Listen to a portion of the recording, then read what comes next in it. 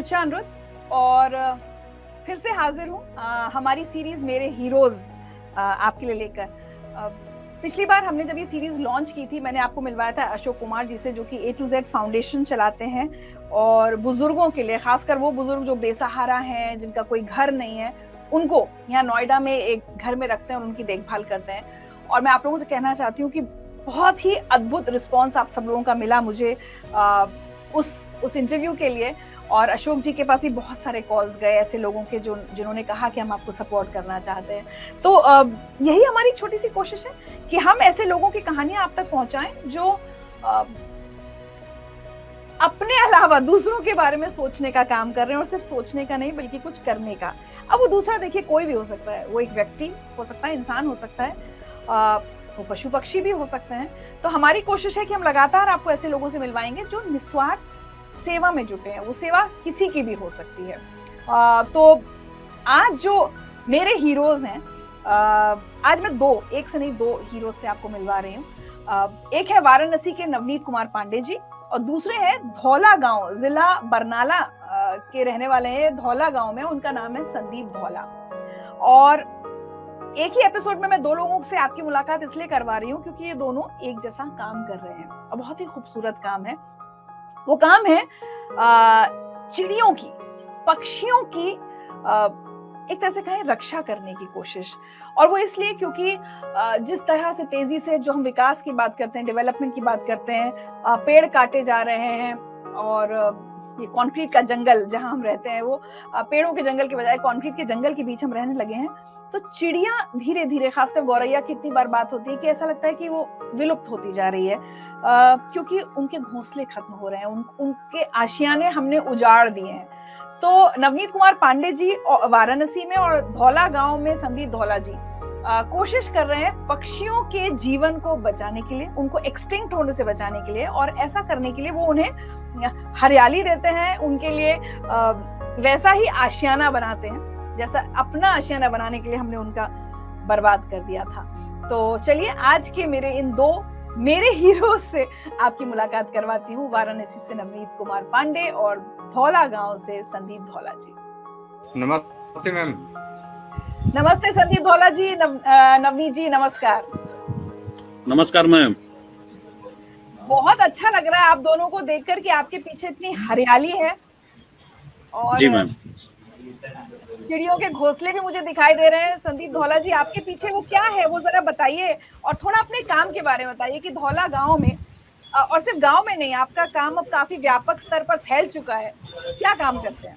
Ma'am हमारा 2005 से मैंने शुरू किया था पक्षियों की विलुप्त हो रही प्रजातियों के लिए, और जो प्लांट्स होते हैं उनकी प्रजातियों को बचाने के लिए काम कर रहे थे हम। ठीक है। पिछले 15 साल से ज्यादा काम हमने प्लांट्स और पक्षियों को घोंसले लगाने के लिए किया। ये पीछे वो घोंसले दिख रहे हैं आपके बनाए हुए, हाँ आपने जी, बनाए ये हैं? बीवर बर्ड के घोंसले हैं जी, हमारे पंजाबी में इसे बिजड़ा बोलते हैं। अच्छा। हाँ जी, ये पक्षी बुनतीदार पंछी है जी। ये मटेरियल जो होता है गन्ने का, बाजरे का, मक्का का और चरी, सरकंडा का, हमारे पंजाबी में सरकंडा बोलते हैं, और खजूर का जो पत्ता लेकर ये अपना घोंसला नीम पर, टाली पर, जो जिसे शीशम बोलते हैं, बेरी पर ये बना लेता है।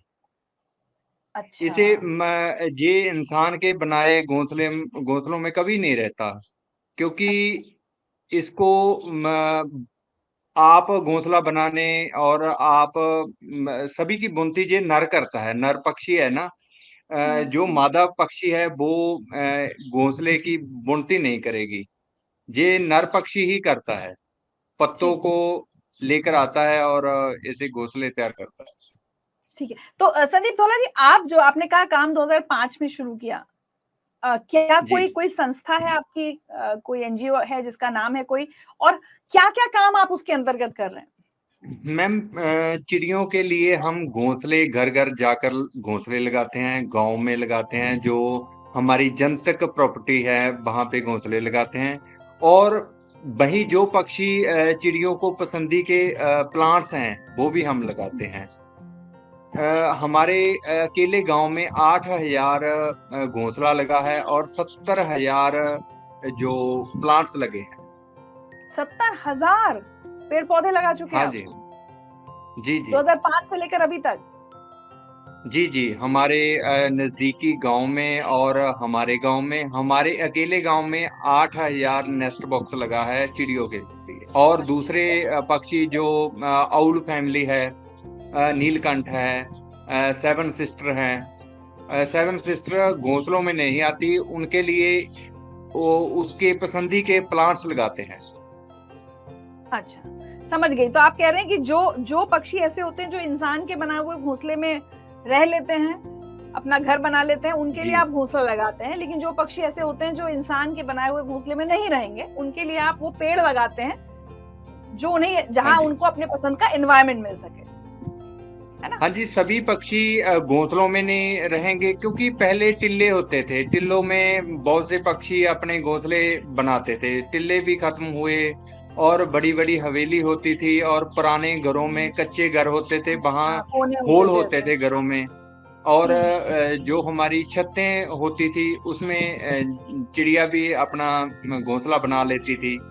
मगर जी इंसान ने अपने विकास के नाम पर इनकी बर्बादी कर दी। जहां जी, सही जहां कहा। इंसान का पैर पड़ा वहां वहां बर्बाद करता चला गया। जी नहीं, लेकिन आप जैसे लोग हैं अपने ना आप जो को आवाज तो देते हैं। मैम, हम तो हमारा फर्ज निभा रहे हैं। मैं इसे ना ही पुण्य का काम मानता हूँ, ना ही मैं इन्हें कोई अच्छा काम मानता हूँ कि मैं अच्छा कर रहा हूँ। किसी को पहले बर्बाद कर दो, फिर आबाद करने पर लगे रहो, फिर मैं कहूँ कि मैं इस समाज का हीरो हूँ, जहाँ मैं कोई अच्छा काम कर रहा हूँ। मैं इसे अच्छा नहीं कह सकता। मुझे तो शर्मिंदगी फील होती है कि पहले हमने इनका घर उजाड़े और हम अब बनाने पे लगे हुए हैं। क्या बात है! देखिए, इसको कहते हैं निस्वार्थ भाव से सेवा करना, कि जो काम कर रहे हैं उसमें भी वो कह रहे हैं कि मुझे गिल्ट होती है कि हमने इन पक्षियों का, पशु पक्षियों का आशियाना उजाड़ दिया है। नवनीत जी, आप बताएं, आपकी संस्था का नाम है व्यग्र फाउंडेशन। क्या जी काम मैम, करते हैं व्यग्र आप लोग फाउंडेशन। वाराणसी में? क्या करते हैं मैम वाराणसी पहले में? तो मैं बता दूं कि 9 जून 2018 को हमने इसकी स्थापना की थी। और हम लोग गौरैया को बचाने के लिए विशेष काम करते हैं। हमारी जो मुहिम है वो गौरैया को बचाने को लेके है। नन्ही चिड़िया गौरैया, जिनको हाउस एस्पैरो कहते हैं। और हम लोग बनारस से इसकी शुरुआत किए थे, और आज कह सकते हैं कि बनारस से गौरैया को बचाने की आवाज जो निकली, आज देश नहीं विदेशों तक फैलती जा रही है। हम लोग काष्ठ निर्मित घोंसला, आप देख सकती हैं, इस तरीके के डिजाइन किए हुए घोंसले लोगों में फ्री ऑफ कास्ट वितरित करते हैं, पानी का पात्र वितरित करते हैं। और गौरैया जो एक बहुत प्रेम से दाना खाती हैं, ककुनी और बाजरा, वो लोगों में वितरित करते हैं। और इसके साथ साथ हम लोग किसी के बर्थडे पार्टी में, किसी के वैवाहिक वर्षगांठ पे, रिसेप्शन पे, शादी में, इवन नवरात्रि वाले दिन, नवरात्रि के दिन जो 9 कन्याओं को खिलाया जाता है, हम लोग उस दिन भी उन बच्चों को जाके ये घोंसले गिफ्ट करते हैं और उनसे नन्ही चिड़िया को बचाने की अपील करते हैं। अरे वाह! तो नवनीत जी, इस काम की शुरुआत कैसे हुई? मतलब क्यों ये ख्याल आया आपको कि ये करना है? भाई, कोई सोचता है मैं गरीबों को खाना खिला दूं, कोई सोचता है कुछ और। जैसे कि मैम, मैं बनारस में रहता हूँ, और बनारस भी कहा गया है गलियों का शहर है और कंक्रीट का जंगल होता जा रहा है। और मैं मूलतः जनपद देवरिया का रहने वाला हूँ। मेरे गांव का नाम है भुणवार पांडे। तो वहां पे मैं देखा करता था कि बचपन में हमारे पिताजी, दादाजी, ये लोग खाना खाने के पहले पशु पक्षियों के लिए खाना निकालते थे। और ये जो नन्ही चिड़िया है हमारे ही बीच में रहा करती थी। अब ये सब शहर में दिखनी जब बंद हो गई, और मैं टॉप फ्लोर पे रहता हूँ, 5वें फ्लोर पे, तो मैंने ये महसूस किया कि ये दिखाई नहीं दे रही है। तो उनको बचाने के लिए और ग्रीनरी की कमी महसूस हुई, तो उनको बचाने के लिए हम लोगों ने रूफटॉप गार्डन यानी कि ऑक्सीजन पार्क डेवलप करना शुरू किया। अच्छा जी। और उसके बाद ये आपको घोंसले बनाने का आइडिया कैसे आया कि ये काम किया जाए और इससे गौरैया को बचाया जा सकता है, ये थॉट कैसे आया? जैसे मैम हमने एक बार अपने यहाँ खुद घोंसला जो है 1-2 बनवा के घोंसले हम लोगों ने लगवाया कि गौरैया आएंगी, और जब धीरे धीरे गौरैया आने लगी तो ये अपने 2-4 साथियों के साथ हम लोगों ने निर्णय लिया कि क्यों नहीं इसको लोगों के बीच में डिस्ट्रीब्यूट किया जाए। फिर ये लगा कि लोग क्या कहेंगे, तो हुआ कि चूंकि बनारस में मैडम संबंधों का दायरा बड़ा था, तो हम लोगों ने ये निर्णय लिया कि हम लोग केवल अपने दोस्तों के यहाँ चलेंगे और दोस्तों को देंगे उनके बर्थडे पे, उनके बच्चों के बर्थडे पे। लेकिन हमको लगता है केवल हम लोग 6 महीने अपने दोस्तों के बीच गए होंगे, उसके बाद से तो सोशल मीडिया की वजह से और तमाम जागरूकता की वजह से लोगों के इतने सारे रिक्वायरमेंट आने लगे कि हम लोग फुलफिल नहीं कर पाते। अच्छा। और हमको लगता है कि लगभग हर जगह ये कास्ट निर्मित घोंसले आपको मिलेंगे। अभी तक 50,000 से ऊपर घोंसले हम लोग मैडम वितरित कर चुके हैं। 6 वर्ष में 7वें वर्ष है ये। और पूरा निःशुल्क, आप इसके लिए पैसे नहीं लेते हैं? किसी से कोई पैसा नहीं लेते हैं। हम लोग का एनजीओ जरूर है व्यग्र फाउंडेशन के नाम से, लेकिन हमारी अभी तक कोई अकाउंट नहीं है।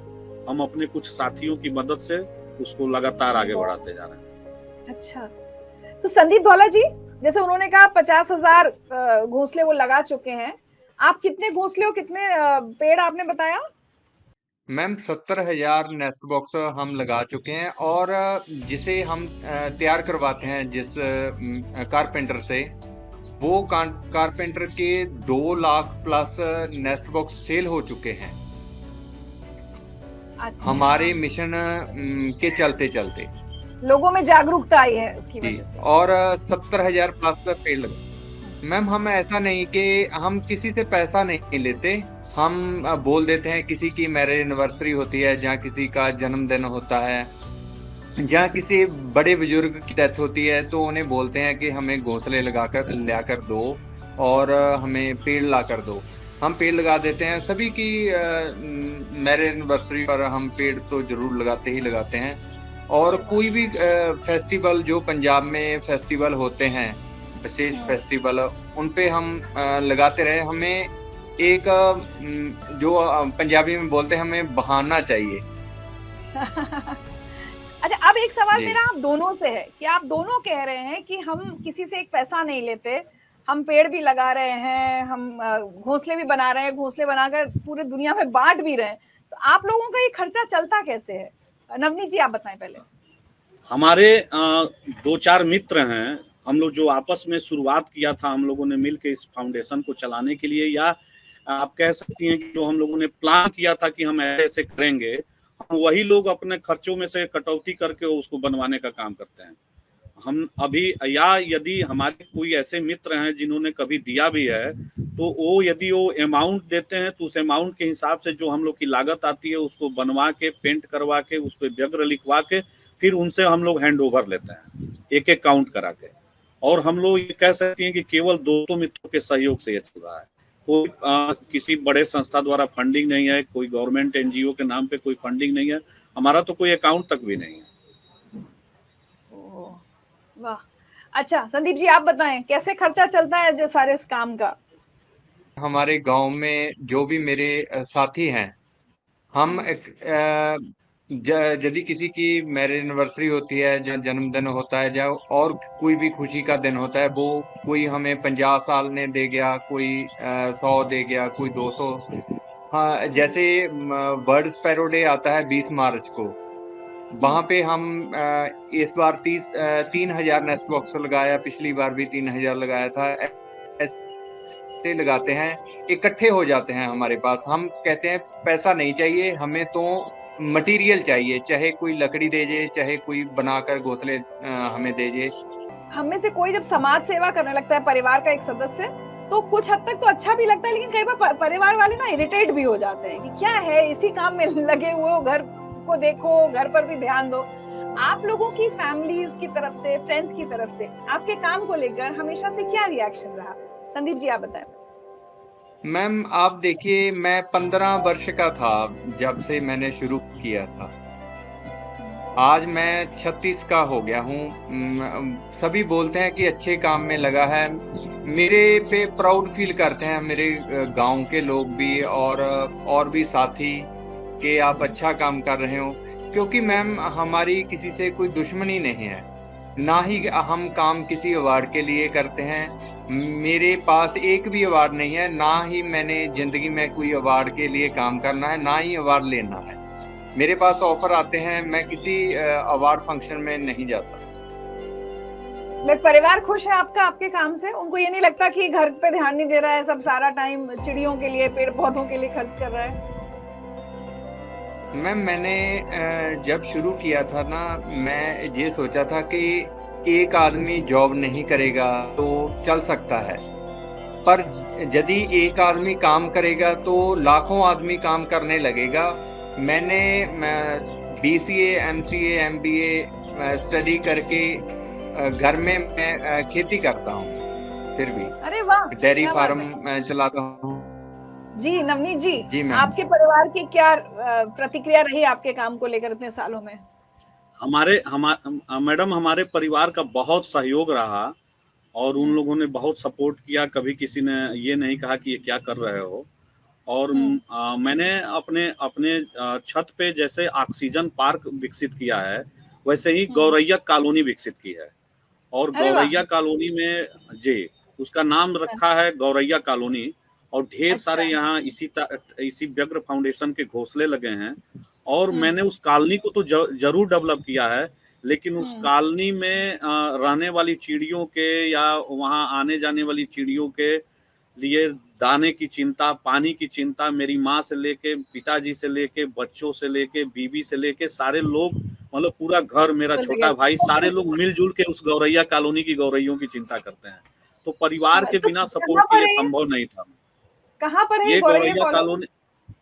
गौरैया कॉलोनी मेरे घर पे है। अच्छा, तो कि उस वहां एक ही जगह पे कितने घोंसले लगाए हुए आपने? करीब 20 से 25 की संख्या में एक साथ। इसमें गौरैया रहती है और वहाँ आके? गौरैया दरअसल मैम परमानेंट नहीं रहती हैं। हाँ, गौरैया अंडा देने। हाँ साल में 2 बार प्रजनन करती हैं, तो उसी समय वो आती हैं और करीब 1.5-2 महीने के ये लगभग रहती हैं और फिर वो उड़ जाती हैं। फिर वो दिन में कम से कम 20 विजिट करेंगी, आएंगी, दाना चुगेंगी, विद इन 1 मिनट 2 मिनट रहेंगी, फिर फर्र से उड़ेंगी एक साथ। उसके बाद से वो शाम होते ही किसी घने पौधे पे चली जाती हैं, लेकिन वो अपना कब्जा जमाए रखती हैं अपने घोंसले पे। और कई पीढ़ियां उनकी हो गई मुझे लगता है यहाँ पे। अब मैं आप दोनों से एक चीज पूछना चाहूंगी। जी। आप लोग ये काम कर रहे हैं, बहुत लंबे समय से कर रहे हैं, और आप लोगों के साथ साथ और भी बहुत सारे लोग हैं। कोई घोंसले बना रहा है, कोई अवेयरनेस कर रहा है, कोई पेड़ लगा रहा है, मतलब अच्छी बात है। मैं बहुत ऐसे लोगों से मिलती हूँ जो बहुत निस्वार्थ सेवा कर रहे हैं पर्यावरण के लिए, पक्षियों के लिए। आपको लगता है कि मैं पिछले 15-20 साल की बात करूं तो हालात भी बदले हैं, लोगों का नजरिया भी बदला है, जागरूकता बढ़ी है, और अब हम बदलाव देख रहे हैं। जैसे मैं अगर दिल्ली NCR की बात करूं तो वाकई गौरैया दिखना बंद हो गई थी, लेकिन अब यहाँ पे भी कुछ लोगों ने ये इस तरह से, राकेश खत्री जी हैं जो घोंसले बनाना सिखाते हैं बच्चों को स्कूलों में भी जाकर, तो मैं देखती हूँ कई बार एक एफर्ट से फर्क दिखने लगा है। मैं काश मैं दिखा पाती, मेरी बालकनी में घोंसले भी लगे हैं, दाना पानी का भी इंतजाम है, तो सुबह से सोशल मीडिया के माध्यम से। हाँ, तो आप लोगों से जानना चाहूंगी, पिछले 15-20 साल में जब आप लोग जिस दौरान काम कर रहे हैं, आपको लगता है कि अब कुछ पॉजिटिव रिजल्ट्स देखने को मिल रहे हैं? संदीप जी। हाँ जी मैम, जब मैंने शुरू किया था 2005 में, तो मुझे जैसे सर ने बोला कि शर्म लगती थी।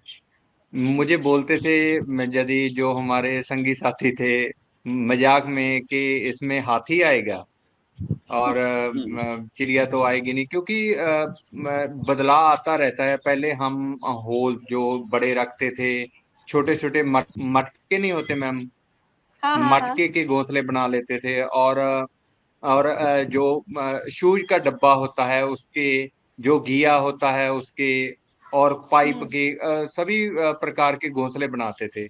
तो हमें बोलते रहते थे पहले तो कि आप इसमें क्या करोगे, पर धीरे धीरे यदि आज के टाइम अब आप सोशल मीडिया पे पोस्ट देखेंगे तो तीसरी पोस्ट प्लांट्स लगाने की होगी और घोंसले लगाने की होगी। अब तो बहुत फर्क पड़ा है। पहले की तरह, पहले तो हम कभी निराश हो जाते थे कि हमें लोग बोलेंगे कि क्या काम कर रहे हो, पक्षियों को बचाने का क्या काम है कोई। True. मैम मैं ये क्लियर करना चाहता हूँ, क्योंकि सर ने भी बोला, क्योंकि हमें बहुत से लोग देखेंगे। गोरैया फेब में जो घोंसला ढूंढने शुरू कर देती है और मार्च में ये बच्चे देती है और सितंबर तक इनकी जो चलती है ब्रीडिंग। सितंबर के बाद ये घोंसले खाली कर देती है। जैसे ये 3 बार जो ब्रीडिंग करती है, 6 मंथ ये बच्चे देती है, मार्च से सितंबर तक ये ब्रीडिंग करती है। जी नवनीत जी, आप देख रहे हैं अपने आसपास मैम। बदलाव लोगों की सोच में भी, और ज्यादा गौरैया आ रही है, हरियाली, आपने तो पूरा ऑक्सीजन पार्क बनाया हुआ है, तो आप किस किस तरह के बदलाव देख रहे हैं? मैम मैं सबसे पहला बदलाव तो ये देख रहा हूँ कि गर्मी का सीजन आते ही ढेर सारे सोशल मीडिया पे ये लोग डालना शुरू कर देते हैं कि मैं भी नन्ही चिड़िया हूँ, बेजुबान जानवर हूँ, मेरे लिए पानी रखें, दाना रखें, मेरी चिंता आप नहीं करेंगे तो कौन करेगा, मैं आप ही के बीच में रहती हूँ। तो ये कहीं ना कहीं से एक मैं मानता हूँ कि हम जैसे लोगों का एक प्रयास, एक मुहिम लाया कि लोग जागरूक हुए, जागरूकता आई है। दूसरा चीज ये है मैम कि हम लोग जो काम करते हैं, हमने अभी हालांकि इस ऑक्सीजन पार्क पे बनारस से ही अभी हम लोगों ने शुरुआत कर पाई है। हम जैसे मानते हैं कि बनारस गलियों का शहर है और गलियों के शहर में पौधे लगाने बहुत टफ है। तो हम लोगों ने ये प्रयास किया कि यदि हम लोग छतों पे पौधे लगाने शुरू करें तो बहुत हद तक कुछ सफलता मिल सकती है। तो हम लोगों ने ये ऑक्सीजन पार्क डेवलप करना शुरू किया। हम अभी अपने छतों पे कम से कम 15-20 नीम के पौधे, पीपल के पौधे, तमाम ये पौधे लगाते हैं जो हाईली ऑक्सीजन देने वाले पौधे हैं। अपने अभी हम लोग केवल जो व्यग्र फाउंडेशन के सदस्य हैं वही अपने आप डेवलप कर रहे हैं। हमने अपना देह दान भी बीएचयू को कर दिया है कि मरणोपरांत मेरा देह जो है बीएचयू को दे दिया जाए, काशी हिंदू विश्वविद्यालय को। मेरी माता जी बहुत नाराज हुई थी क्योंकि माँ है, लेकिन उसके बाद से सारे परिवार का सहयोग मिल रहा है। तो कहीं ना कहीं से परिवार के सहयोग मिलने से, दोस्तों मित्रों के सहयोग मिलने से ये हम लोग का मूवमेंट लगातार रोज आगे बढ़ रहा है। क्या बात है। देखिए, आप लोगों से मिलके भी, और हमेशा ना मैं किसी भी समाज सेवी अगर मैं शब्द इस्तेमाल करूं तो जब लोगों से मिलती हूँ तो ऐसा लगता है कि ऐसा नहीं कि वो एक काम कर रहे होते हैं तो उससे वही काम करते हैं, वो हर तरह से उनका जीवन एक मिसाल बन जाता है। जैसे अभी संदीप जी ने कहा कि वो ब्लड डोनेशन के लिए भी काम करते हैं, लोगों के घरों में कोई भी सुख दुख का मौका हो तो पेड़ लगाने की बात करते हैं। आपने अभी देह दान की बात की, तो ऐसा नहीं है कि सिर्फ आप लोगों का एक काम है। जब व्यक्ति अपने से ऊपर उठकर समाज के लिए सोचने लगता है तो फिर बहुत सारी दिशाओं में सोचता है, सिर्फ एक दिशा में नहीं। तो मैं बताना चाहूंगा आपके प्लेटफॉर्म से कि आपको जब आप चैनल 7 में थी और जो पॉजिटिव स्टोरी लेके आती थी, मैं डेली देखता था और उसको मैं कह सकता हूँ आपके प्लेटफॉर्म से कि उसको देखने के बाद ये काम करने का मौका मिला। और कोरोना काल में मैं चूंकि फिर रिपीट कर रहा हूँ कि मैं देवरिया जनपद का रहने वाला हूँ। कोरोना में आपके बर्थडे वाले दिन ढेर सारे हम लोगों ने अपने गाँव पे ये सेम घोंसले बांटे थे और देवरिया जिले में हम लोगों ने खूब उस समय कोरोना काल में घोंसला बांटा था। उसी समय आपका ये जन्मदिन पड़ा हुआ था, जो सेकेंड वेव आई थी। तो कहीं ना कहीं से हम लोग उसके पीछे आपको भी कह सकते हैं कि आपके वजह से कर रहे हैं। आपने तो भावुक कर दिया Navneet ji, thank you so much. But चलते चलते आप दोनों से मैं जानना चाहूंगी कि देश भर में, मतलब अब तो सोशल मीडिया का एक फायदा है, दुनिया भर में लोग आपको देखेंगे इस इंटरव्यू को, तो आप सब लोगों को क्या मैसेज देना चाहेंगे? और दूसरा, अगर कोई आप लोगों से जुड़ना चाहे तो कोई अगर फोन नंबर, वैसे हम लोग दे देंगे सारे डिटेल्स वगैरह, लेकिन आप अपनी तरफ से लोगों से क्या कहना चाहते हैं? मैं ये आपके मंच के माध्यम से अपील करना चाहता हूँ कि बहुत सारे लोग इस काम पे लगे हुए हैं, बहुत अच्छी चीजें हैं, लेकिन जैसे कुछ लोग इस पे लगे हुए हैं और जब हाईलाइट हो जाते हैं या उनको एक अच्छा प्लेटफॉर्म मिल जाता है, लोग जानने लगते हैं, तो उसको ये फिर सेल करने लगते हैं। ये चीजें बहुत कष्ट देती है। दूसरी चीज ये मैं अपील करना चाहता हूँ कि हर व्यक्ति चाहे जो काम करता हो करे, लेकिन अपने अलावा दूसरे की भी चिंता करे, किसी भी माध्यम से कोई भी एक छोटे प्रयास से किसी की मदद करनी हो, किसी भी तरीके की मदद करनी हो, अपने अलावा कुछ मिनट, कुछ समय लोगों के लिए भी निकाले। पशु पक्षियों की चिंता करे, अपने पड़ोसी की चिंता करे, अपने परिवार की अपने रिश्तेदार की चिंता करे, लेकिन अपने अलावा भी किसी के लिए सोचे। सोचना लोगों ने बंद कर दिया है। तो अगर आप जुड़ना चाहे, व्यग्र फाउंडेशन के साथ जुड़ना चाहे, मैम व्यग्र फाउंडेशन से जुड़ने के लिए हम लोग जिसको भी ये घोषला देते हैं, जिसको भी दे देते हैं, वो मान लेते हैं कि मुझसे वो मेरे फाउंडेशन का सदस्य हो गया। जैसे अभी तक हम लोगों ने ढेर सारे पॉलिटिकल लोग, ढेर सारे cabinet minister, bureaucrats, Padmashri, Bollywood, Hollywood में तमाम लोगों को हम लोगों ने दिया है। आप हम लोग के सोशल साइट्स पे देख सकती हैं। तो हमारा ये मानना है कि हम इसके लिए कोई फॉर्म नहीं भरवाते हैं। जिनको मैंने घोषला दिया वो मेरे व्यग्र फाउंडेशन और व्यग्र फाउंडेशन परिवार के सदस्य हो लिए। क्या बात है जी। संदीप जी, क्या मैसेज देना चाहेंगे और कैसे लोग जुड़े आपके साथ? मैं तो यही बोलना चाहता हूँ कि ज्यादा से ज्यादा नेस्ट बॉक्स लगाएं। बहुत से लोग मैम बोलते हैं कि आप पक्षियों को आलसी बना रहे हो और ये अपने नेस्ट बनाने भूल जाएंगे। मैं उनको ये बताना चाहता हूँ कि पक्षी कभी आलसी नहीं होता।